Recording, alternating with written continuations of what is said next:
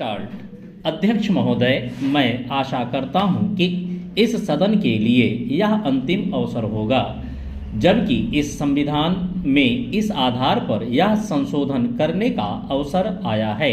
इसलिए मैं आशा करता हूं कि इसकी जड़ में जाने के लिए हमारे सदन को और सरकार को एक हिम्मत होगी।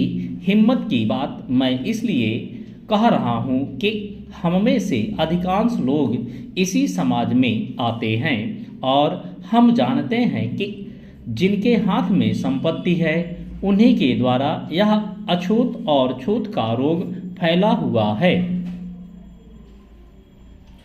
यह वर्णाश्रम धर्म नहीं है, हमारे यहाँ यह धनाश्रम धर्म है, संपत्ति पर आधारित है। और इसके लिए मैं इतनी ही आशा कर लेता हूँ कि आज अभी जो देश के विभिन्न भागों में जमीन कुछ हाथों में केंद्रित है, जब तक जमीन के एकाधिकार को हम नहीं तोड़ सकेंगे, जो कुछ लोग सैकड़ों और हजारों एकड़ रखे हुए हैं, जिनमें अधिकांश सदस्य भी इस सदन में सम्मिलित हैं, तब तक यह समस्या हल नहीं होगी।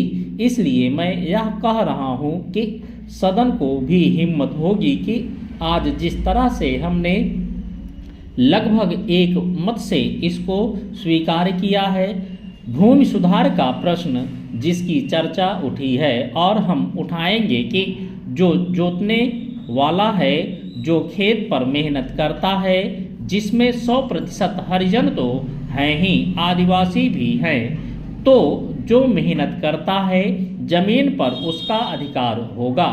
सदन को यह हिम्मत होगी कि वह इस चीज को करे। मैं यह आशा करता हूं, और नहीं होगी तो मैं समझता हूं कि यह हमारे लिए एक ढकोसला होगा।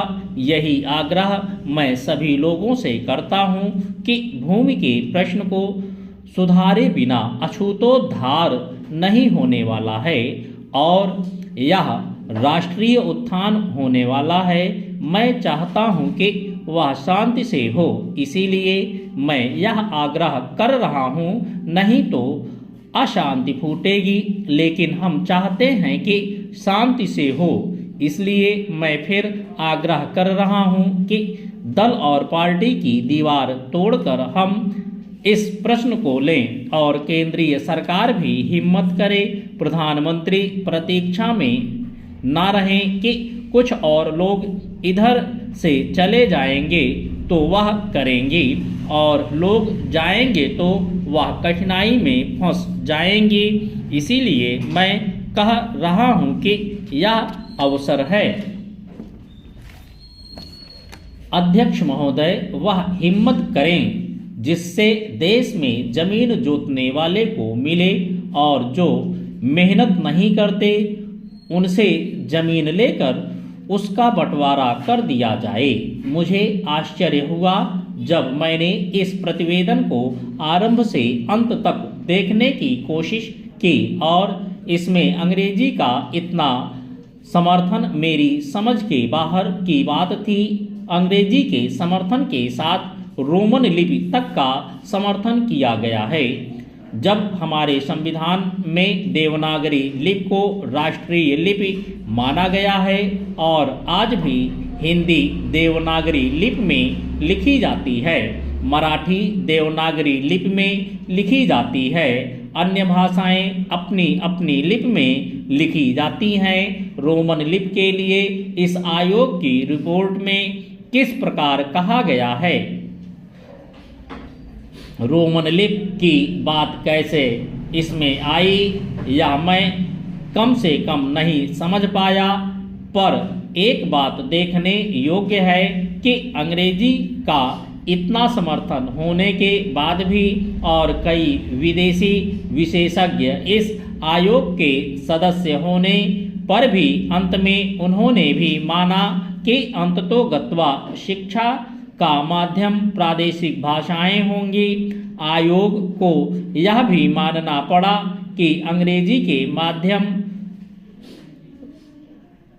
रहने से देश की हानि हो रही है और संसार के किसी भी देश में ऐसी स्थिति नहीं है। आयोग स्वयं इस बात को स्वीकार करता है कि इस प्रकार विदेशी भाषा के माध्यम से हमारे देश की कितनी हानि हो रही है। मैं त्रिसूत्रीय भाषा फार्मूले का समर्थक हूँ। हिंदी साहित्य सम्मेलन, जो हिंदी की सर्वमान्य संस्था है जिसका इस समय मैं अध्यक्ष हूँ, उस सम्मेलन ने भी त्रिभाषा फार्मूले को स्वीकार किया। यद्यपि हम यह उचित समझते थे कि द्विभाषा फार्मूला रहता, एक मातृभाषा और दूसरी राष्ट्रभाषा, लेकिन हमें इस बात का भय था कि यदि द्विभाषा फार्मूला रहेगा तो मातृभाषा और अंग्रेजी रहेगी।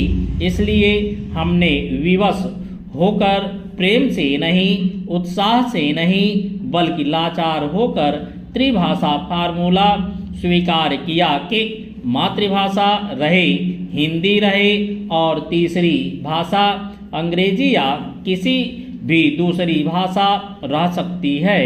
कहा जा सकता है कि हमारे यहाँ अभी स्नातकोत्तर पढ़ाई के लिए पर्याप्त साहित्य नहीं है। बड़ी गलत बात है यह।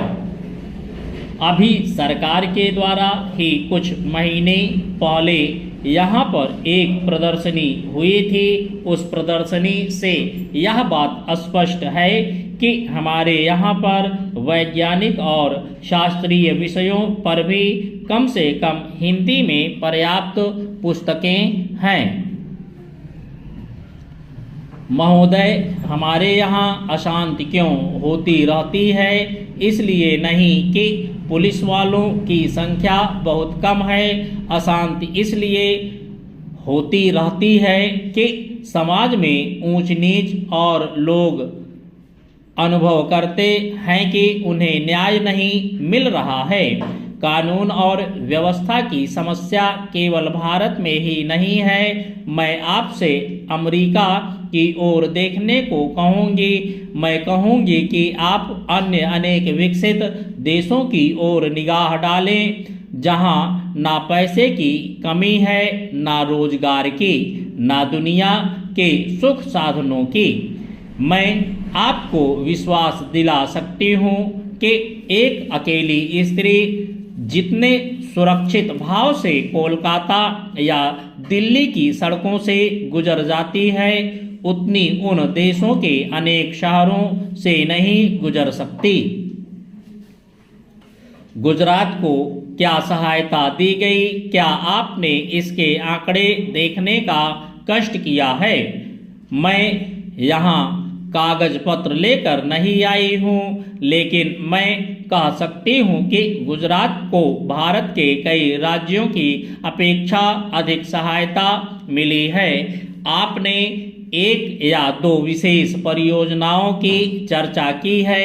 प्रत्येक परियोजना पर उसकी आवश्यकता के अनुसार विचार किया जाएगा और आवश्यकता का यह अभिप्राय नहीं है कि अमुक फर्म या व्यवसाय गृह को क्या मिलता है। आवश्यकता का आशय यह है कि उससे देश को अपने पांवों पर खड़े होने में सहायता मिलती है या नहीं। हमें उर्वरकों की आवश्यकता है। हम उन्हें प्राप्त करने के लिए सभी संभव उपाय कर रहे हैं, लेकिन हम विदेशी कंपनियों के हाथ बिक कर उर्वरक नहीं पाना चाहते। और जब तक मैं सत्तारूढ़ हूँ, मैं ऐसा नहीं होने दूंगी, चाहे कैसा भी दबाव क्यों ना पड़े। अगर आप खींचना चाहते हैं तो विश्वास रखिए, आप मुझसे ज़्यादा जोर से नहीं चीख सकते। इसका मुझे आपसे कहीं ज़्यादा अनुभव है। प्रत्येक मामले को तब तय किया जाएगा जब वह विचार के लिए उठाया जाएगा।